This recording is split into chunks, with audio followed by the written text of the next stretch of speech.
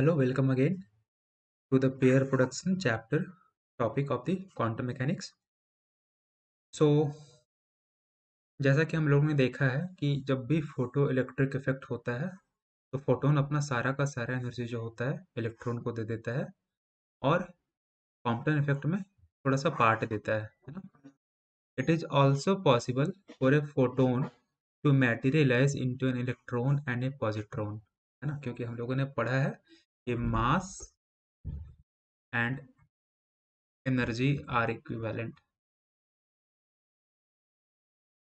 That means कि they can change into one another. इसको हम लोग पेयर प्रोडक्शन बोलते हैं। अगर फोटोन जो है किसी प्रकार से मटेरियलाइज होके इलेक्ट्रॉन बना ले और पॉजिट्रॉन बना ले तो we call it pair production, क्योंकि दो चीज़ें प्रोड्यूस हो रही हैं और यहाँ पे जो एनर्जी जो होती है ये इलेक्ट्रोमैग्नेटिक एनर्जी जो होती है मैटर में कन्वर्ट हो रही है।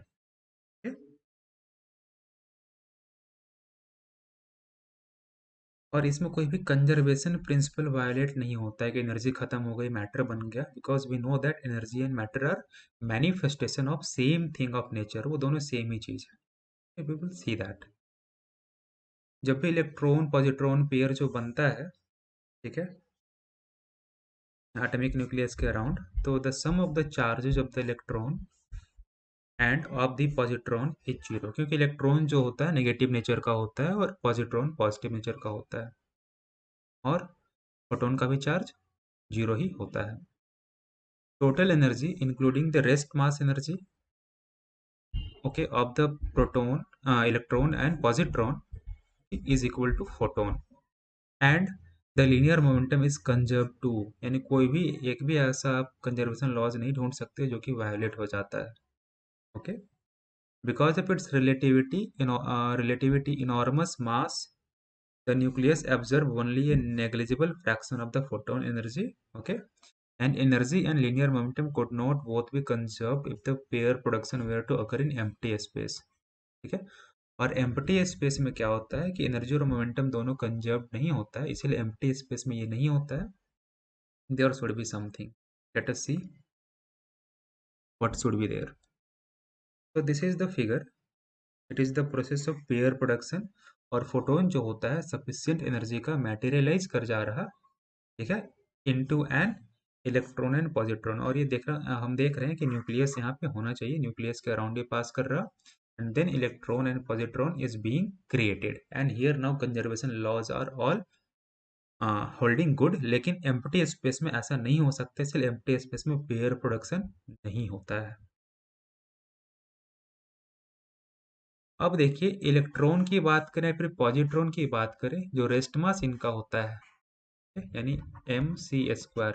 यहाँ पे मास ऑफ इलेक्ट्रॉन को आप 9.1 इंटू 10⁻⁻³ किलोग्राम रख दें, और c का स्क्वायर 3 का स्क्वायर 9 और 10⁸ का स्क्वायर 16 रख दें मीटर स्क्वायर पर सेकेंड स्क्वायर, तो ये जो होता है ये 0.51 मिलियन इलेक्ट्रॉन वोल्ट आ जाता है।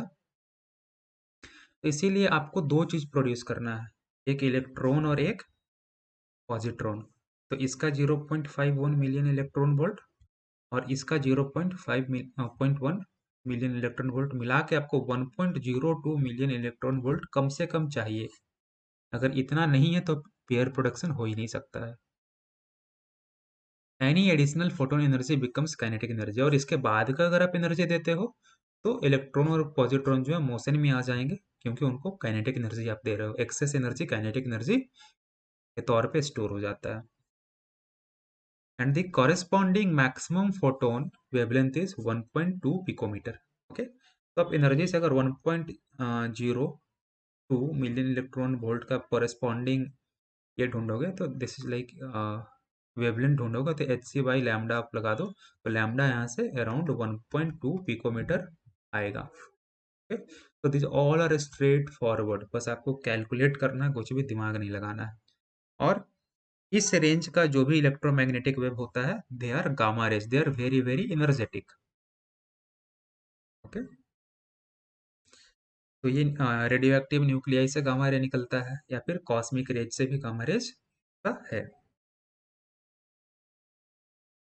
अब जो है इसका इन्वर्स भी होता है, ठीक है, यानी इलेक्ट्रॉन और पॉजिट्रॉन मिलके जो है क्या ईएम वेव बना सकते हैं? बिल्कुल सही, हाँ बना सकते हैं। एक पॉजिट्रॉन ले लें आप और एक इलेक्ट्रॉन ले लें, if they interact there would be the production of gamma rays, that is gamma rays का मतलब ही हो गया कि इलेक्ट्रोमैग्नेटिक वेव है। तो जब एक पॉजिट्रॉन जो है और इलेक्ट्रॉन के नियर आता है तो अपोजिट चार्जेस की वजह से जो होते हैं वो एक साथ आ जाते हैं और दोनों एनहिलेट कर जाते हैं, यानी वैनिश हो जाते हैं और सिर्फ एनर्जी बचती है, ठीक है।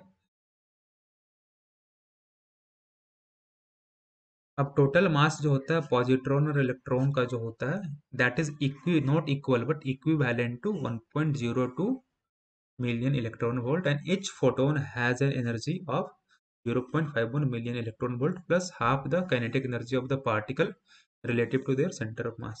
अब क्या है कि अगर मान लो कि आपने कुछ एक्सेस 1.02 आपको मिनिमम चाहिए, लेकिन इससे जो भी आप एक्सेस एनर्जी देंगे वो दोनों में एज एन काइनेटिक एनर्जी बढ़ जाएगा, काइनेटिक एनर्जी ऑफ इलेक्ट्रॉन और काइनेटिक एनर्जी ऑफ पॉजिट्रॉन, और दोनों का आधा आधा मिलेगा। तो आपका ये भी दिमाग लगना चाहिए कि जो एक्सेस एनर्जी जो है उसमें से आधा तो काइनेटिक एनर्जी ही है दोनों का। तो पहले आप क्या करो कि ये 0.51 0.51 1.02 मिलियन इलेक्ट्रॉन वोल्ट माइनस कर लो, और इसके बाद जो भी बचता है उसका आधा आधा काइनेटिक एनर्जी दोनों का डिस्ट्रीब्यूट हो जाएगा। The direction of the photons are such as to conserve both energy and linear momentum। अब कोई भी रैंडम डायरेक्शन ही नहीं ले सकते क्योंकि फिर वहां पे कंजर्वेशन ऑफ मोमेंटम जो है और एनर्जी दोनों वायोलेट हो जाएगा। लेकिन यहाँ पे पिछले बार से एक डिफरेंस है, पेयर प्रोडक्शन और पेयर प्रोडक्शन का inverse, inverse pair production, pair production होने के लिए जो है एम्प्टी स्पेस अगर हो तो नहीं चलेगा, लेकिन इनवर्स पेयर प्रोडक्शन होने के लिए एम्प्टी स्पेस चलेगा, क्योंकि यहाँ पे इलेक्ट्रॉन और पॉजिट्रॉन जो होते हैं अपने आप नेगेटिव और पॉजिटिव होने की वजह से एक साथ आ जाते हैं और गामा रे में कन्वर्ट हो जाते हैं। So this was the whole theory of the pair production, and this is important because यहाँ पर फिर मास और यानी मैटर और रेडिएशन का जो है वो एक एनर्जी एक्सचेंज हो रहा है। So this is also telling us that there is wave particle duality। So thank you, let us meet in the next lecture।